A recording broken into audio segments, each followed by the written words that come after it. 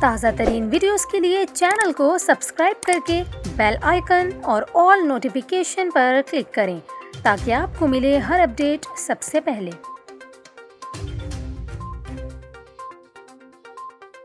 اور یہاں پر آپ کو خبر دیں، موسمیاتی تجزیہ کار نے آئندہ ہفتے کراچی سمیت سندھ کے مختلف علاقوں میں بارشوں کا امکان ظاہر کیا ہے۔ موسمیاتی تجزیہ کار کے مطابق مونسون سسٹم کا کم دباؤ شمال مشرقی سندھ پر موجود ہے، جس سے سندھ کے مختلف مقامات پر آج رات تک تیز بارش کا امکان ہے۔